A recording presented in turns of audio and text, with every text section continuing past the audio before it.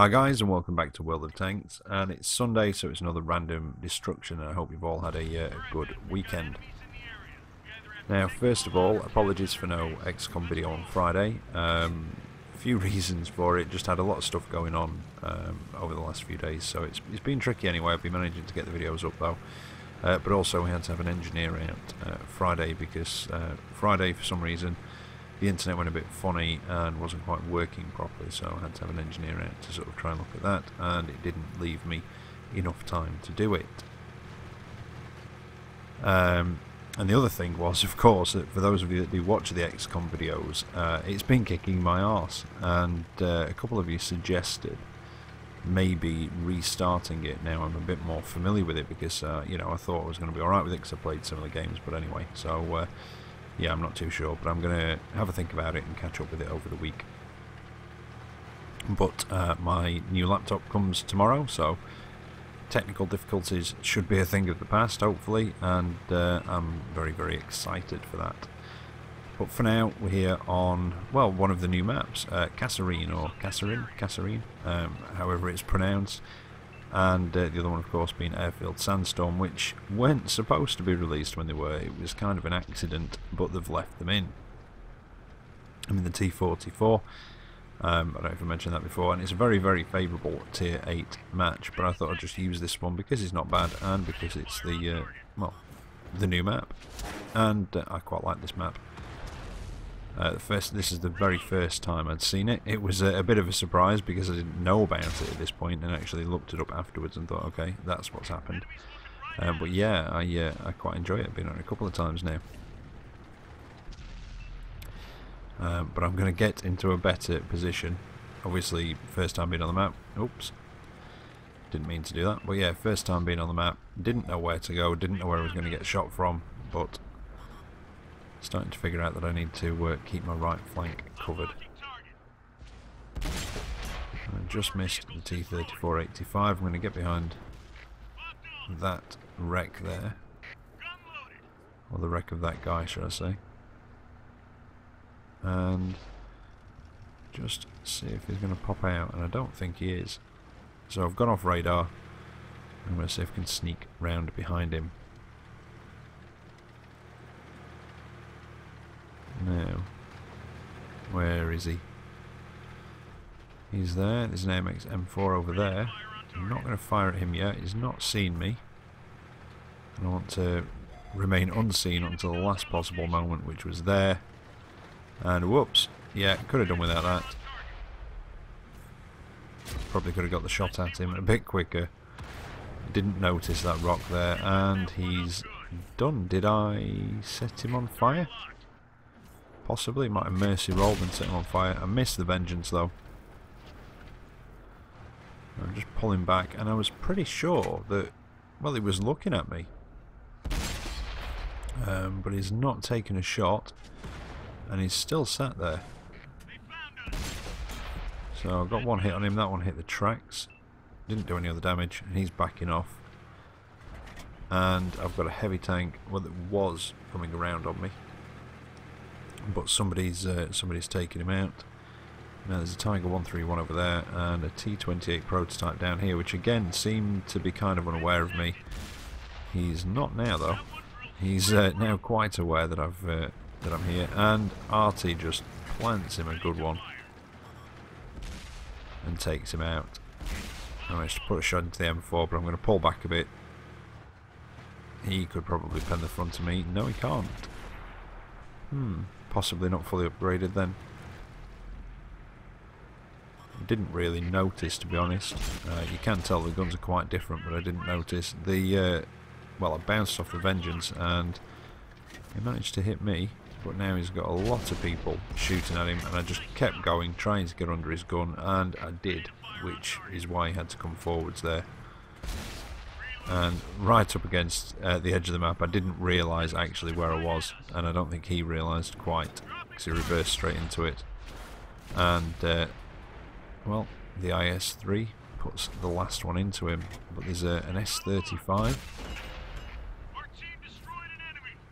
He's, well, they don't have much health, those tier 5 French TDs, and again, this is just really like I say, just very favourable matchmaking. I kind of used it just to have a look at the new map in case there's anybody that hasn't seen it yet as well. And yeah, it's quite a large map, but I enjoy it. Like I say, I've been on it a few times, and I think it's quite a good map. So I was quite happy with that one.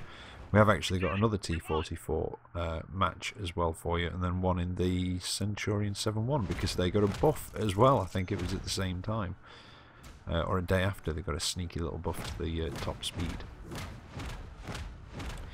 So I came up that one with 2,380 damage done. Don't get too excited over the XP. I had put ×3 on. When I bought the Vengeance, I went for the ultimate one because I needed a bit more premium time, and I wanted some ×3s because I'm getting a bit fed up's the wrong word, just eager to get out of a couple of tanks now because I've had them sat there for a while. So yeah, I did want some of those. But yeah, ×3 with the daily double always works quite nicely to give a tank a bit of an XP boost as well. But I do like the T44. And it's not that I want to get out of it because I don't like it, it's just I've sort of chopped and changed that many times at this sort of tiers 7 and 8 sort of Soviets. I just want to get up to tier 9 now. But this is another T44 match. Again, quite favourable matchmaking. It's a tier 8 match, obviously. Well, not obviously, you know, it could have been higher than that, but it's a tier 8 match.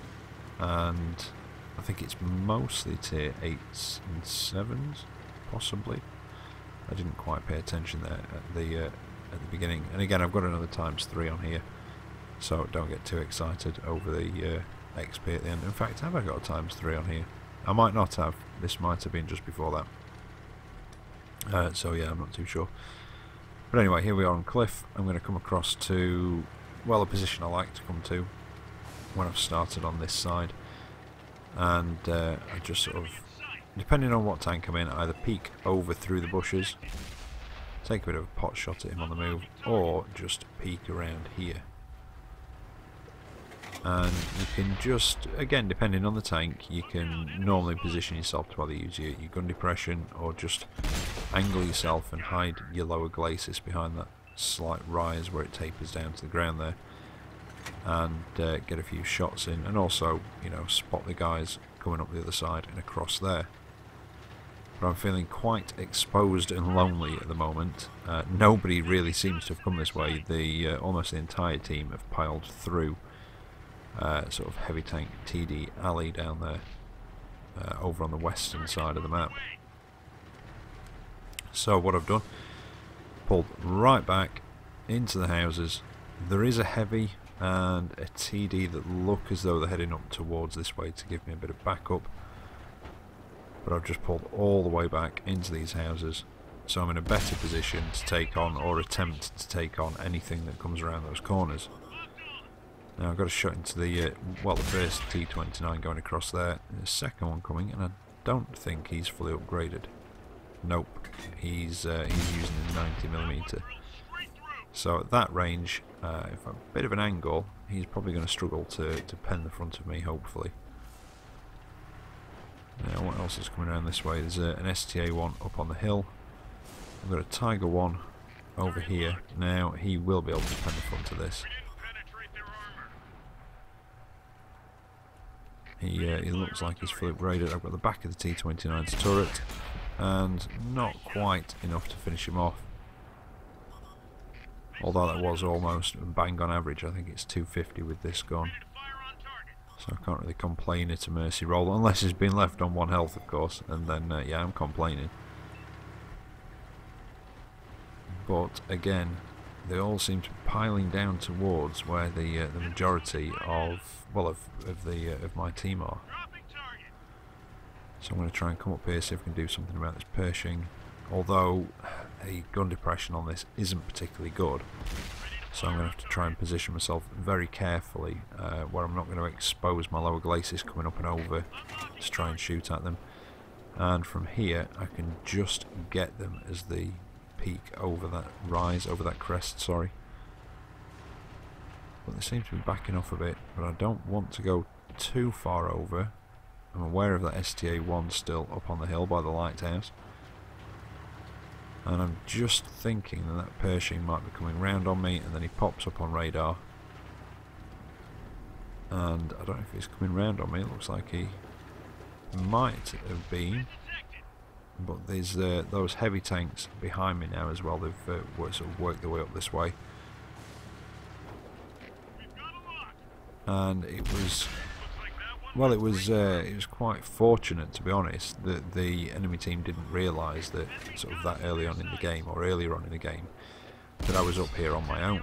Because I think if they had, they could have sort of rushed over and taken advantage of that. But I don't think they realised it, and sort of played it quite cautiously, which gave those two heavies and the TD enough time to sort of come up this way. Although, looking at it, I'm not sure where the TD is and whether he's going to be very effective at shooting these guys up here. And just missed the tiger there. Can I get the last shot in? Try and get it into his turret. There we go. Now that STA-1 that I've been very wary of all match, he chooses that moment to put a shot into the back of me, and I'm in a bit of a situation here. Can I hit his cupola? Not quite, because I don't want him at my back, so I want to either take him down or somebody else take him out. The Pershing's done though, and I'm going to basically... whoop, I was going to go that way, but then that guy got blown up in front of me. I was thinking about going after the STA-1, but in a bit of a change of direction, I'm going to go after this IS instead. I bounce off him, do a bit of wiggling towards him, and luckily he bounces off my side. I try and get around him, but there's a bloody wreck in the way. But I'm now going to try and use these wrecks to, well, basically try and take him apart without taking any damage myself. One more should do it, and there we go. Right, now unfortunately there's only me and a TD left. And I'm not entirely sure where everybody else is, although there is a heavy over that way. And depending on what health these guys have got left, we could do this. There's a Borsig that's left with me. And that's when a TD pops up behind me, and it's a Jagdpanther, pretty full health. Now, I don't know if I took a hit from something there, but I'm going to try and use the manoeuvrability of this, and it's low profile, to try and get around him, charge him down, and take him out, and I was quite proud of that. Here's the 3002M. Go for the reload. I was going to ram him, and I don't know why I changed my mind. I think it was possibly to try and preserve my health. Obviously a ram would have taken him out, but it would have damaged me as well. And that was very lucky that that Borsig hit my tracks. But now I've got to be quite careful. Can I get another shot at him before he hits me? No. And I donk mine. Fantastic. Now I'm just trying to wait to drop off radar. I'd like to and get up to the left and above him, but he's going to come back round. Yeah, he's waiting for the reload, so I'm going to try and push this wreck down a bit. Try and give myself a bit of a barrier from him. And I don't... not quite.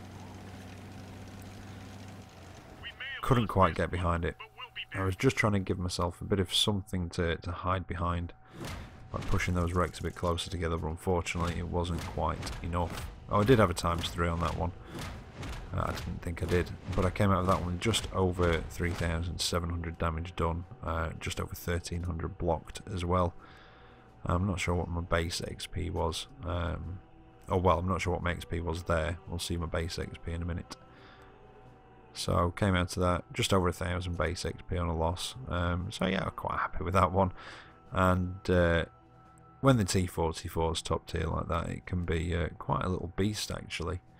It's quite nippy and manoeuvrable. Its rate of fire is not bad.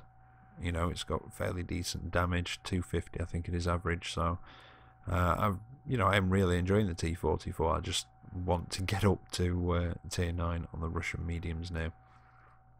Although I'm not looking forward to the stock T-54. Now, here I am in the Centurion 7.1. I did mention that it got a bit of a buff to the top speed. So instead of being capped at 40, it's now 50 kilometers an hour for this one. And I think also the Centurion Mark 1, I think the FV4202P, the previous tier 10, which is now tier 8 premium, I think that got the buff as well. And I don't know about the Action 10. Did that get a buff? It's now 53 kilometers an hour. I don't know if that was 40 before, if that one always was a bit quicker, but yeah, it's now 53 anyway.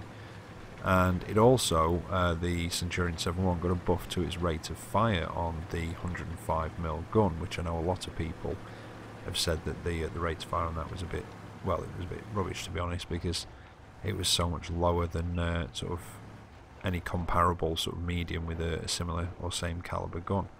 But it has had a bit of a buff, not by much. I think it's gone up from 5 to 5.36, but it has made a bit of a difference. Now, I am almost fully upgraded at this point. Well, everything on the tank is fully upgraded, but I'm using the 20-pounder. I'd not unlocked the 105 at this point, but obviously top turret, top tracks, engine, just with the 20-pounder. Now, I know a lot of people do use the 20-pounder on this, even when they have unlocked the 105, because of the rate of fire, because you don't lose a great deal on the penetration. It's about 235, 238 pen on the 20-pounder on your standard ammo with 240 damage, but your rate of fire is about 10.5 rounds a minute, so it's very good. And obviously you've got your premium ammo with your higher pen as well. Now the 105 is now 5.36 rounds a minute, so it used to be, you know, less than half the rate of fire, but it's now just smidgen over half the rate of fire of the 20-pounder. And you do get 268 pen, I think it is, on your standard rounds, which are APCR, with 390 damage. But obviously in the time that you do one of those, you can fire 2 of these. So, you know, it swings and roundabouts which gun you want to use. But the interesting thing about the 105 on this tank is that its standard ammo is APCR, and its premium ammunition are premium HESH rounds, with 210mm of penetration and 480 alpha damage, or average damage, which is, well, very good, to be honest, because it's basically an HE round with 210mm of penetration. So if you hit pen, it does a lot of module damage as well, or it, you know, it has the potential to. And then for your HE rounds, they are another version of HESH, but only with 102mm of penetration. Well, I say only 102mm of pen. That's still a lot for you know, an HE type of round. But since this, I have unlocked the 105 and I'm trying it out. I quite like it. I do kind of miss the rate of fire of the 20-pounder, but they're both very accurate. But the aim time on the 20-pounder is so much better as well. In fact, accuracy, just look at that. I've barely got anything to shoot at on the bore, so you can hit it not once but twice. Admittedly, that one did go slightly wide, but it still hit. But this one, it's kind of a fairly high scoring game all round for about half the team. But again, I just thought I'd use this so we could talk about the Centurion. But yeah, like I said, I've now got it full upgraded, using 105. Quite enjoying it, but yeah, do miss the rate of fire. Quite enjoy using the premium HESH rounds as well, but it does get quite expensive. Now our team's got quite a good lead on here. The E50's getting a bit of damage. I managed to get one into the IC-152, and that was a low roll. But I do manage to take him out, and then all of a sudden, it's like everybody on the enemy team just stopped what they were doing, turned and thought, yeah, let's kill him. Because most of those guys were fighting other people at the time as well, which was quite bizarre. But anyway, still a victory, and still quite a fun and decent round for that one. 3,500 damage done, with 1,100 blocked and a little tiny 168 assisted thrown in there, but it only got me 4th on the table. See what I mean? It was quite a high scoring round all round, so well done to, yeah, well done to you all there, about the top half of the table. So yeah, good round, definitely. There you go. Anyway, I hope you've enjoyed that tonight. I'll be back tomorrow with another video, possibly done on my new laptop. Ah, there you go. Yeah, there you go. It's suspense. Anyway, yes, I'll be back tomorrow with another video. So until then, take care. Then I'll catch you next time. See you later.